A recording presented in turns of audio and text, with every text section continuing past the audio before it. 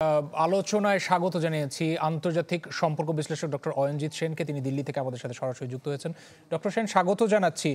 পাকিস্তান থেকে এই প্রতিবেদনেও বলা হচ্ছিল যে পাকিস্তান দাবি করছে যে ভারত নিজে থেকে এই হামলার সূত্রপাত প্রথম করেছে এবং সেখানে বেসামরিক লোকজন নিহত হয়েছে যারা কিনা একেবারেই এর সাথে কোনো সম্পর্ক ছিল না। এদিকে ভারতের সেনাবাহিনী তারা নিশ্চিত করেছে যেমন যে সর্বশেষ মৃতের সংখ্যা বলছে যে 15 জন বেসামরিক মানুষ মারা গেছে। ভারত পাকিস্তানের এই যে সর্বাত্মক যুদ্ধের দামামা বাজছে, এই দুই দেশ কি এই যুদ্ধের দ্বারপ্রান্তে? আর সেই ক্ষেত্রে পাকিস্তান যে দাবি করছে যে তারাই হামলা শুরু করেনি, ভারতই করেছে এবং সেটা কোনো জঙ্গি ঘাঁটি ছিল না, সে ব্যাপারে কি প্রতিক্রিয়া ভারতে?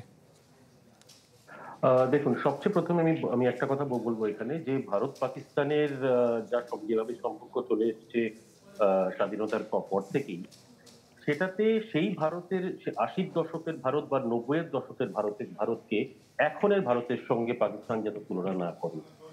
কারণ এখনের ভারতের একটা সর্বোপরি যে জিনিসটা আমাদের সবচেয়ে বড়ভাবে আছে সেটা হচ্ছে যে মিলিটারি যেরকম ভাবে আমাদের তৈরি হয়েছে সেই হিসেবে কিন্তু পাকিস্তানের থেকে অনেক এগিয়ে আছে ভারত। তবে একটা কথা বলবো যে পাকিস্তান যেটা বলেছে যে যেগুলো টেররিস্ট জায়গা, যেগুলো সন্ত্রাসবাদীদের জায়গা, সেখানে ভারত আক্রমণ করেনি, এটা ভুল। এই কারণে ভুল বিকজ হাফিজ সাইদ যে মানে গ্লোবাল সন্ত্রাসবাদী হিসেবে পরিচিত, তিনি নিজে কবুল করেছেন যে তার পরিবারের 10 জন মৃত এবং এই ভারতীয় আক্রমণ। এবং ভারতীয়দের একটা পার্ট আমি পুরো ক্লিয়ারলি বলতে চাই যে ভারতীয় এয়ারফোর্সের তরফ থেকে যেই জায়গাগুলোতে হানা দেওয়া হয়েছে সেই জায়গাগুলো কিন্তু শুধু সন্ত্রাসবাদীদের এলাকা। এটাতে পাকিস্তানের কোনো মিলিটারি ইনস্টলেশন বা পাকিস্তানের কোনো সিভিলিয়ান জায়গার মধ্যে কিন্তু এগুলো পড়ে না। সুতরাং এটা দেখে শুনেই কাজটা হয়েছে, এরকম নয় যে যেখানে ইচ্ছে ভারত গিয়ে বম্বিং করে আসলো পাকিস্তান। কোনো সিভিলিয়ান জায়গায় নয়, কোনো মিলিটারি ইনস্টলেশনে নয়।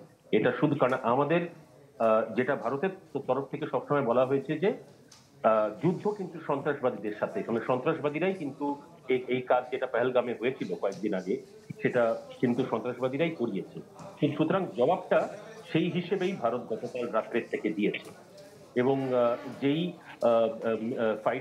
ভারতীয় ফাইটার প্লেনের যে ধ্বংসাবিশেষের কথা দেখানো হয়েছে, যেটা পাকিস্তান ক্লেম করছে যে এটা ভারতের এয়ারক্রাফটের ধ্বংসাবিশেষ, আমি এখানে একটা জিনিস বলতে চাই যে যুদ্ধ বিমানের মধ্যে অনেক সময় ওজন কমানোর জন্য কিছু কিছু বিমানের পার্টকে ফেলে দেওয়া হয় এবং সেটা এই পার্টস গুলো যেগুলো দেখানো হয়েছে, এই যেগুলো ধ্বংসাবিশেষ হিসেবে দেখানো হয়েছে, ওগুলো হচ্ছে ভারতীয় যুদ্ধ বিমানের পার্ট, যেটা বিমানটাকে লাইট করার জন্য শ্রেড করে দেওয়া হয়, মানে ফেলে দেওয়া হয়, যাতে এটা না হয় বিমানটা যেন আরো সুন্দর করে পরিচালনা করা যায় এনিমি কোয়ার্টারে।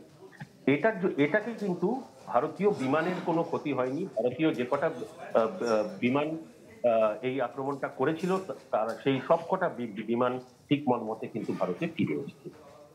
এবং একটা দিক থেকে দেখা যায় যে এটা সূত্রপাত কিন্তু সেই পহেলগাম ইনসিডেন্টের থেকেই, কেননা সেখানে এবং এটা এখন বিশ্বের কাছে পুরো ক্লিয়ার যে পেহেলগামের ইনসিডেন্টটার পেছনে, এই যে সন্ত্রাসবাদীদের যে আক্রমণ হয়েছিল পেহেলগামে, এটার পেছনে পাকিস্তানের আর্মি চিফ ডিরেক্টলি ইনভলভ ছিলেন।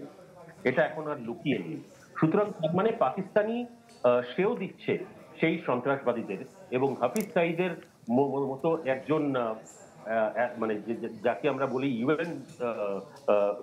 ইউএন এটাকে মেনেছে যে উনি একজন গ্লোবাল সন্ত্রাসবাদী, তার মতো একটা লোককে পাকিস্তানে থাকার জায়গাও করে দিয়েছে। এবং তার জন্য শুধু তাই নয়, 4টি লেয়ার অফ সিকিউরিটিও তাকে দেওয়া হয়েছে।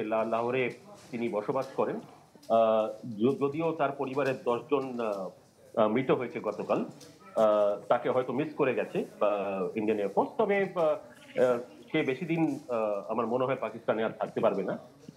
পাকিস্তানে কি মানে হয়তো মানে ডক্টর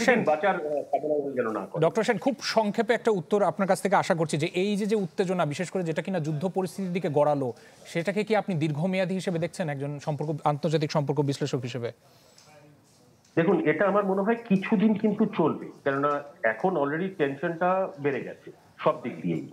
কারণ যেটা পাকিস্তান প্রথমে ভাবছিল আক্রমণ করবে করবে করবে, কবে করবে তার ঠিক নেই, সেই অবস্থাতে দাঁড়িয়ে ভারতবর্ষ কিন্তু সেই একটা যেটাকে বলে মেন্টাল প্রেশারটা সবসময় দিয়ে গেছে। এখন গতকাল অ্যাটাকটার পরে পাকিস্তান এখন হয়তো ঠিক করছে কি করা যায়, এর প্রতিউত্তর কি দেওয়া যেতে পারে। তবে এটা আমার মনে হয় এত তাড়াতাড়ি শেষ হবে না, এটা হয়তো আরো কিছুদিন গড়াবে। বুঝতে তবে পারছি আমরা। কতদিন ডিপেন্ড জি। করবে পাকিস্তানের জবাব, যদি কিছু জবাব হয়ও সেই জবাবটা কি হয় সেটার উপরেই ডিপেন্ড করবে। ডক্টর সেন, অনেক ধন্যবাদ আমাদের সাথে যুক্ত হওয়ার জন্য। ডক্টর অয়নজিৎ সেন, আন্তর্জাতিক সম্পর্ক বিশ্লেষক, আমাদের সাথে সরাসরি যুক্ত হয়েছিল। ভারত পাকিস্তান ইস্যুতে কথা হচ্ছিল।